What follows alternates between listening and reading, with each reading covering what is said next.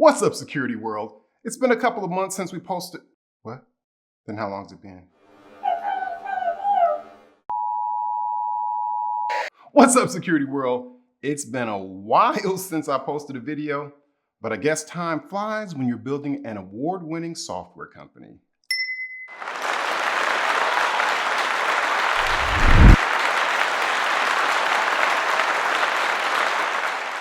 But to make it up to you and to get 2022 started off just right, we're releasing an interview that we did with an incredibly innovative security guard company CEO that I'm sure you'll enjoy.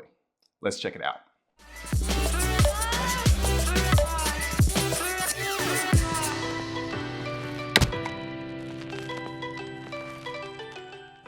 So John, thanks for joining us today. Really appreciate it. I'm sure my viewers are going to enjoy this as much as I enjoy talking to you. But why don't you tell everybody a little bit about yourself and about your company? Absolutely. Well, thank you for having me today. My name is John Palmer. I'm the founder of Servexo Protective Services. We specialize in physical security services, from manning guards to autonomous security to drones, monitoring. We do everything in-house. We like to call ourselves the moat. When it comes to castles, we're like the moat when it comes to security. Everything what you need, we have. I like that. And there's a whole lot there that we have to unpack. But let's start at the basics. So how did you get started? How did you get into the industry? Was in the industry, I would say I could date back all the way to about 17, 18 years ago. My first interaction with security, and I was actually doing security at a local church. So I did a lot of parking lot security, kind of eyes and ears in the sanctuary. Little did I know I was, security person in training, but I always had a knack for things that are out of place and just having, protection. I'm kind of an overseer of things when things, look odd or seem odd. So it started, years ago, but in actuality,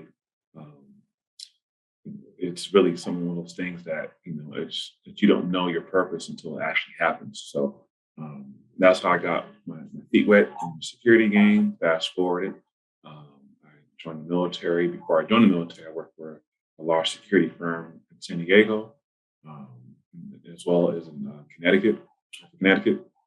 And I really worked my way up quickly. I was probably one of the youngest field supervisors that company hired at the time. So they admired and saw the work ethic that I had and was able to contribute as a leader. Left that job to pursue a career in the military, and then on. Before I exited out, that's when I started the company. Next, all right. So to your point, things are a lot different than what you thought they were going to be. Happens to all of us, right? So what's the biggest obstacle that you've had to overcome since you got started? I would say the biggest obstacle was growth. Growing to a certain place, because you could be at a certain position, and let's say if you wanted to stay at a certain, revenue size or company size, and could be content. But when you're aiming to grow, you have a goal in mind, there's growing pains that happens with that. And so you have to really look yourself in the mirror and be honest with those growing pains and figure out how you're going to get through those things. So with any company, whether if it's one of the large Fortune 500 companies, they didn't start Fortune 500. Someone started in someone's basement, someone started in someone's garage, and they had growing pains. So just like any other company, it's how you evolve out of that. And I think that's really one of the key things. If I can't put on anything specific, but growth itself. Okay, so how big are you guys now in terms of hours, and how long have you been around then? Yeah, so we started incorporated actually in 2013. So we founded a few years prior, but we incorporated in 2013. First few years was to establish the company, to lay out the foundations and the principles, from licensing to the business development, the registering, the marketing, the website, so on and so forth. So it took us a few years to build that up.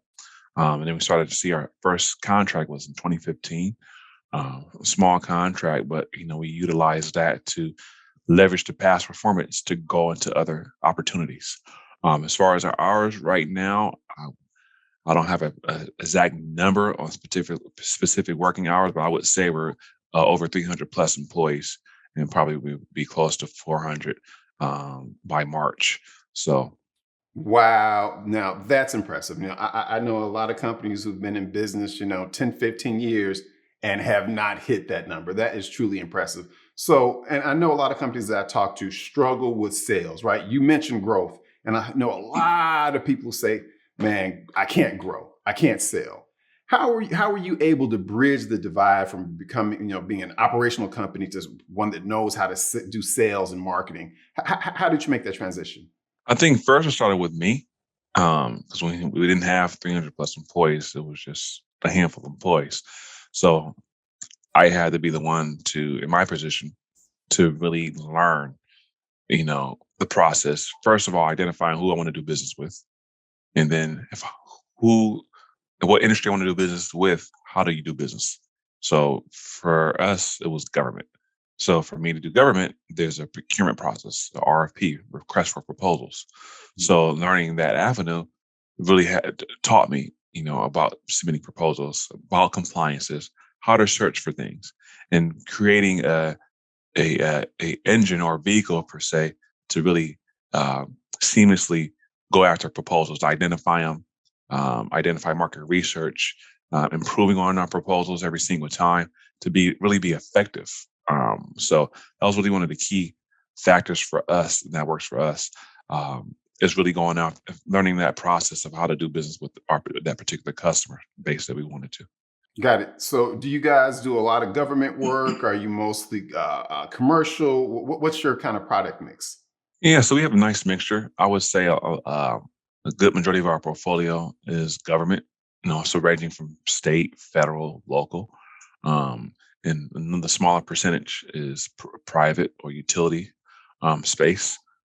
So we have a nice picture, if you will, of our trajectory of kind of where we want to be. So government is very large, it's very vast, but I always believe in diversifying the portfolio.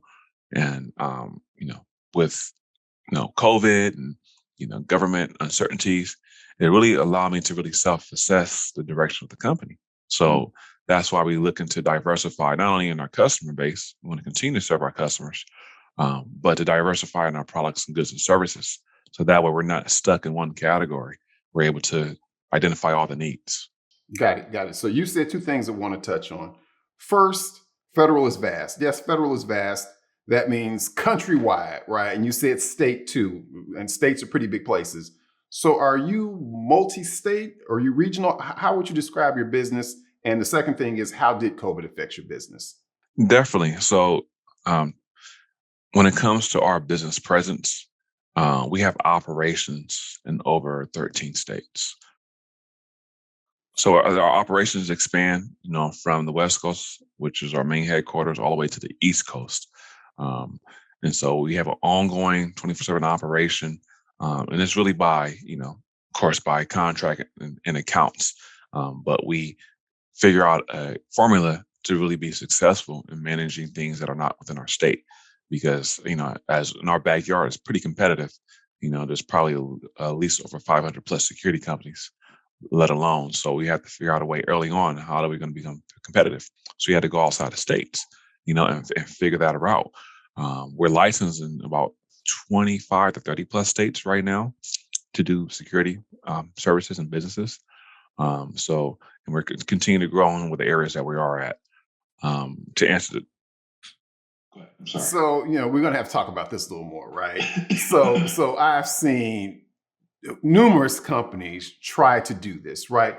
Go national, right? Without having 50,000 employees. That's a feat. How are you able to do that? I mean, hiring, management, what does that look like? I think it's all about efficiency. How do you solve a problem? If the problem is we're in a different state, how do I resolve hiring someone who's in Oklahoma from an office in, let's say, California or Washington? So prior to COVID, we were doing this because, as with COVID is change with restrictions and kind of pushes everyone to the remote side. But Servexo was doing similar approaches years prior.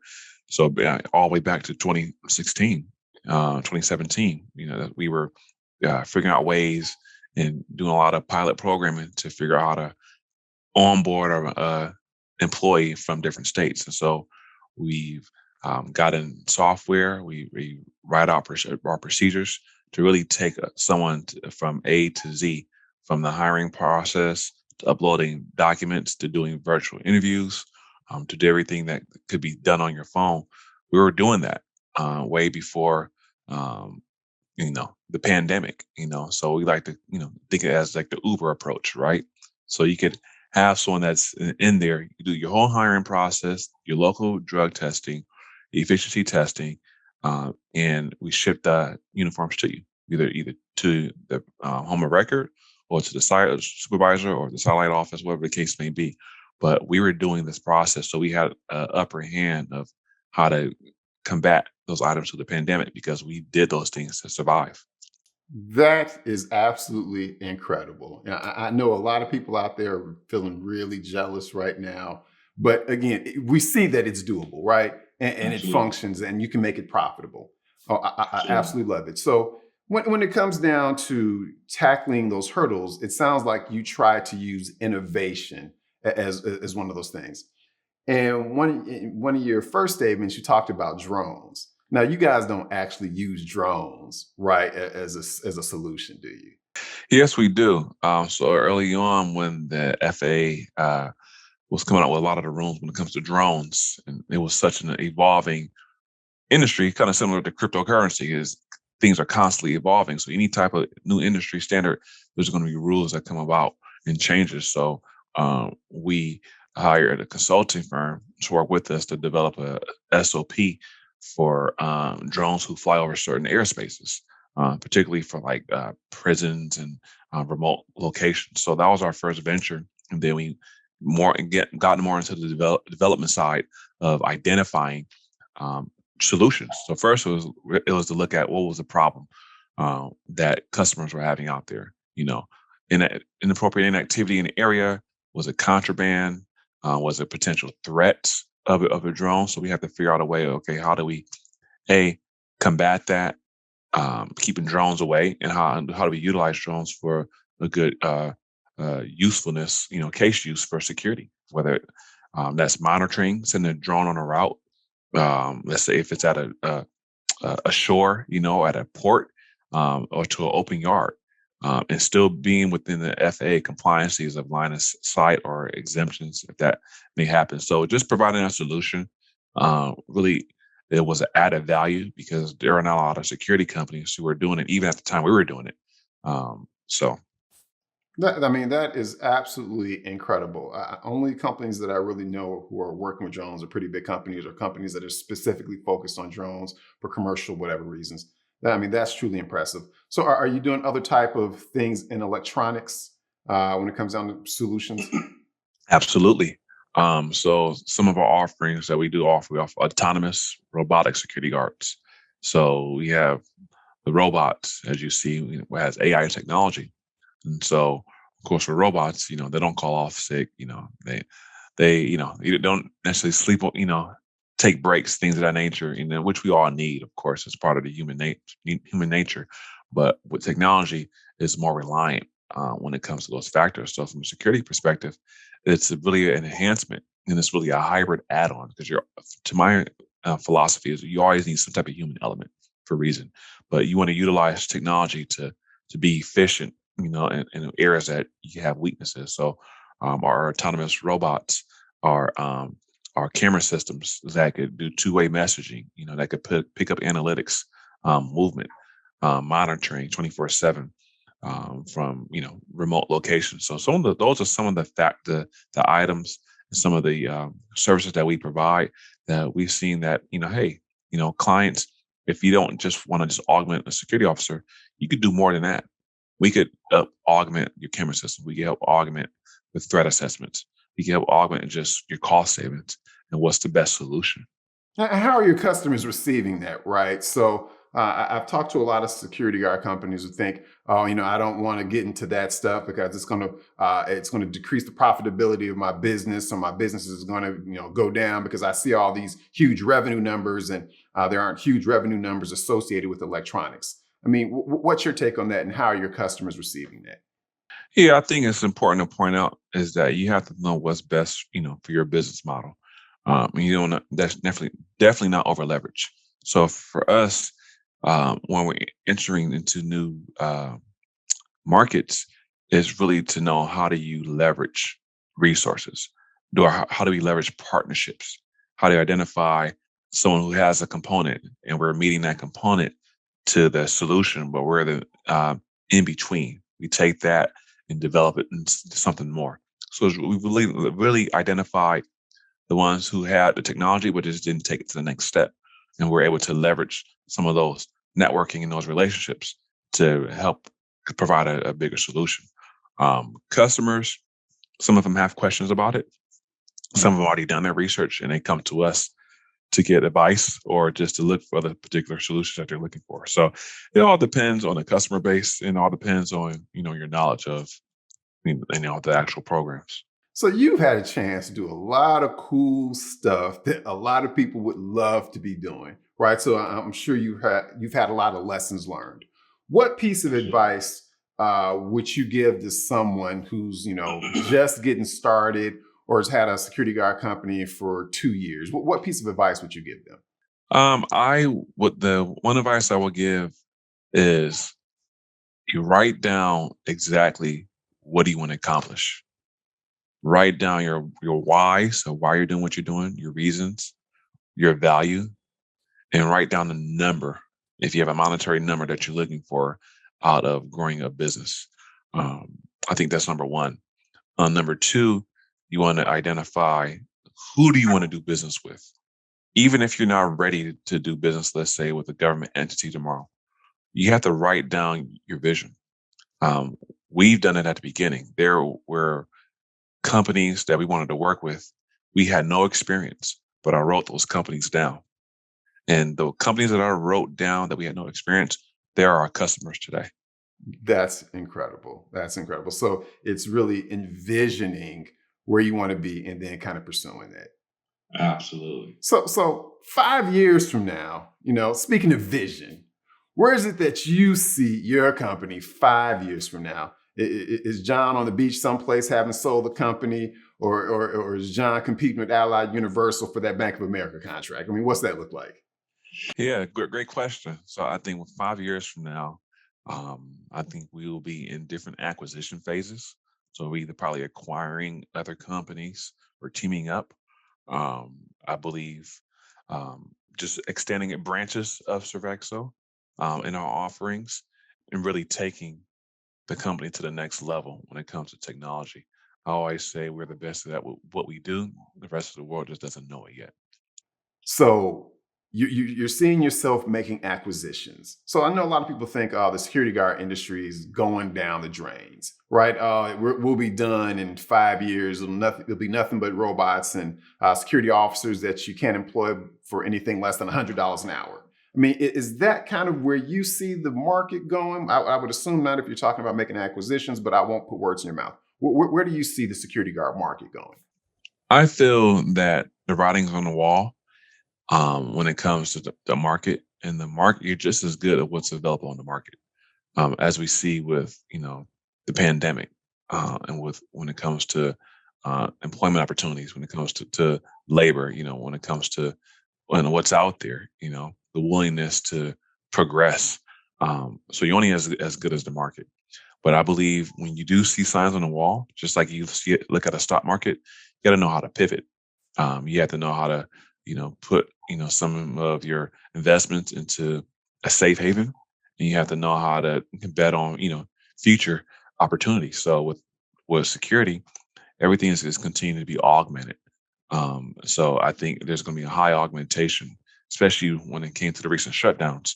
When there's anything that's bio or something that's going on in the air, you have to have some type of technology to offset that. So I really see this industry morphing into more of a hybrid approach.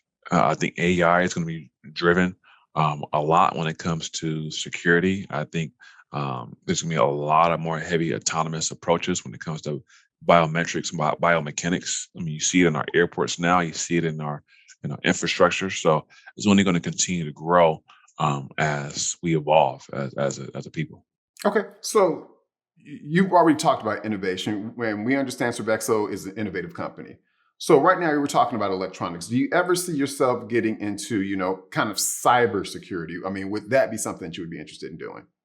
Absolutely, because I believe cybersecurity is a component, and it's a bridge between IT and physical security. With that's a component. So whether if it's cyber, whether if it's internal security, external physical, these are all key components when it comes to safety and security. So we do see ourselves growing more in that space. We actually were recently awarded a STARS 3 GSA contract this week. So that provides the IT services and the components and really aligns with what we want to do as a company, want to grow into, and that's diversifying in the IT space. That is absolutely incredible. I mean, you guys are really kicking butt in the industry. I mean, this is very impressive stuff. So it's so impressive out there, right? It's so impressive that I'm sure that there's some companies out there who would love to get you guys and use your services. All right.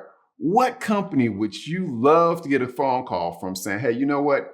We've got a contract coming up to bid. We want Servexo in here working with us. What company would that be and why? I would probably say an organization, rather NFL, NBA, Major League Baseball, because I'm a sports fan, and I really have a passion for the game and just sports and entertainment. I was an athlete myself, and so what better way to combine you know the love and passion for sports and with safety and security? They're all synonymous, and so really um, it's that will probably be my ideal client, and I see that as a high possibility. We can't just skip over that. You're an athlete now. You threw that in there. All right. What was the sport? How good were you? Yeah, absolutely. So I played several sports in just Pop Warner in high school, and that's in collegiate as well. And I played some arena football. So I played defensive back when I was in high school, as well as collegiately in arena, and I ran some track as well. Skill set, I think I was above average. I think if I had more time to develop, I probably would have made it to the next level. So, but things happen for a reason. I'm still competitive, That's found right. another passion. Got into other martial arts and training and road biking. So I just feel like I always got to have something to kind of keep me going, keep that competitive fire going. So Oh, Renaissance man. All right. All right. So let's say somebody does want to reach out to you to get in contact with you. How do they do it? Give us a phone number, email address, and web address. absolutely. So if anyone's looking out for our services and want to find out more about what we do, you can always contact us at contact@servexousa.com. That's S as in Sam, ERVEXO, USA.com. You can always call us too at 323-527-9994. Perfect. And John, again, thank you so much for spending some time with us today. This has been an absolute pleasure. Every time I talk to you, I learn something new, and I'm like, oh, he's doing it. He's doing it. So again, Appreciate it. thank you for sharing your time, and I look forward to our next conversation. Absolutely, absolutely, Courtney. Thank you for having me. All right, take it easy. Take care.